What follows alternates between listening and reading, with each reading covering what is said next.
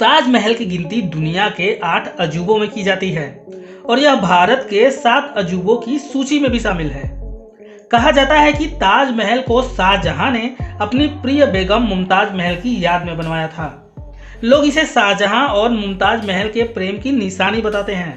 आज हम ताजमहल और मुमताज महल से जुड़ी कुछ ऐसी बातें बताएंगे जो आपको यह सोचने पर मजबूर कर देगी कि क्या ताजमहल सच में प्रेम की निशानी है।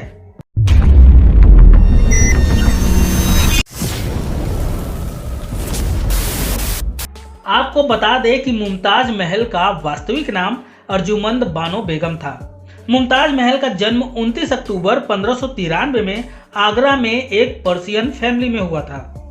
मुमताज महल और शाहजहां की सगाई 1607 में हुई थी और इसके 5 साल बाद 1612 में दोनों का निकाह हुआ था। इसी 5 साल के बीच शाहजहां ने 1610 में अपनी पहली पत्नी शहजादी कंधारी बेगम से शादी कर ली और इस हिसाब से मुमताज शाहजहां की दूसरी पत्नी थी। आपको बता दें, शाहजहां को पहले खुर्रम के नाम से जाना जाता था, बाद में इसे शाहजहां बुलाया जाने लगा। जिस समय इन दोनों का निकाह हुआ उस समय शाहजहां 20 और मुमताज 19 साल की थी। शादी के 17 साल के भीतर ही मुमताज ने 13 बच्चों को जन्म दिया। मुमताज की 13वीं संतान 1629 में हुई थी। उसके ठीक 2 साल बाद ही यानी 1631 में मुमताज की 14वीं संतान को जन्म देते समय होने वाली प्रसव पीड़ा से मृत्यु हो गई। ये कहानी है सन 1631 की, जब साउथ इंडिया में लोधियों ने विद्रोह का झंडा उठाया था।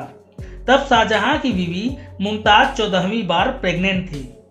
फुल टाइम प्रेगनेंसी के बावजूद शाहजहां मुमताज को आगरा से 787 किलोमीटर दूर मध्य प्रदेश के बरहानपुर ले गया। लंबी यात्रा की वजह से मुमताज बेहद बुरी तरह थक गई थी और इसका सीधा असर उनके गर्भ पर पड़ा और यहीं से मुमताज को दिक्कतें शुरू होने लगी।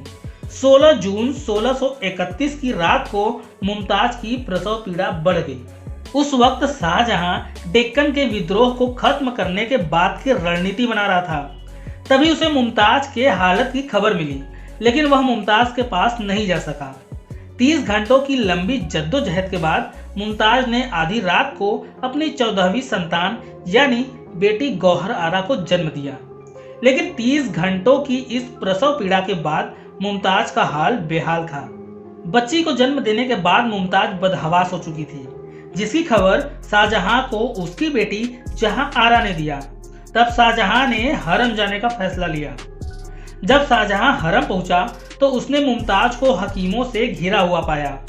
उस समय मुमताज अपनी आखिरी सांसें गिन रही थी।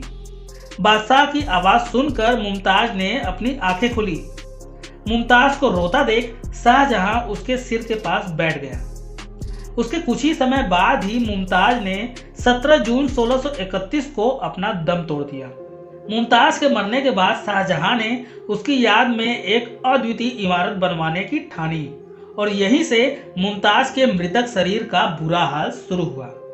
मुमताज महल की मौत मध्य प्रदेश के बरहानपुर में हुई थी, तो उसे वहीं बरहानपुर में ही दफनाया गया और उसी कब्र पर हाथ रखकर शाहजहां ने मुमताज के लिए ताजमहल बनवाने की कसम खाई थी।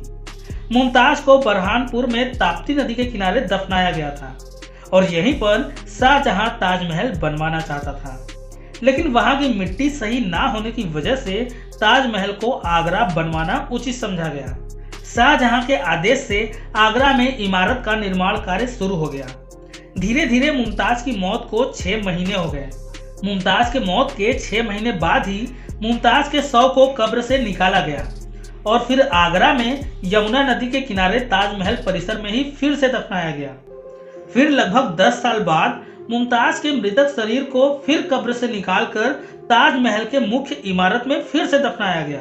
कहते हैं कि तब तक ताजमहल का मुख्य इमारत बनकर तैयार हो चुका था, लेकिन इसका आगे का कार्य और 10 सालों तक चला था। इस हिसाब से ताजमहल को बनने में लगभग 22 वर्ष लगे थे। फिर 22 जनवरी 1666 को शाहजहां की भी मौत हो गई और उसे भी उसकी बेगम मुमताज के साथ ताजमहल में दफनाया गया। कहने वाले तो ये भी कहते हैं कि मुमताज की मौत के बाद शाहजहां ने अपनी बेटी जहां आरा से ही निकाह कर लिया था, उस समय जहां आरा महज 17 साल की थी। कहते हैं कि जहां आरा हूबहू मुमताज महल जैसी ही दिखती थी। शाहजहां के अपने बेटी से ही निकाह करने पर दरबारियों ने इसका विरोध किया। विरोध करने पर शाहजहां ने उदाहरण देते हुए कहा कि जो पेड़ उसने खुद लगाया है उसका फल खाने में कोई बुराई नहीं है। हालांकि इन सब बातों में कितनी सच्चाई है ये तो हमें नहीं मालूम, लेकिन बेटी से संबंध की ये सब बातें बिना हाथ पैर की महज एक कहानी ही लगती हैं, क्योंकि अगर ऐसा कुछ होता तो इतिहास के पन्नों पर यह जरूर दर्ज होता। इसलिए शाहजहां का अपनी बेटी से निकाह करना महज एक मनगढ़ंत कहानी है। आपकी इस बारे में क्या राय है हमें कमेंट सेक्शन में जरूर बताएं, और ऐसे ही इंटरेस्टिंग वीडियोस के लिए हमारे चैनल को सब्सक्राइब करना बिल्कुल मत भूलिएगा।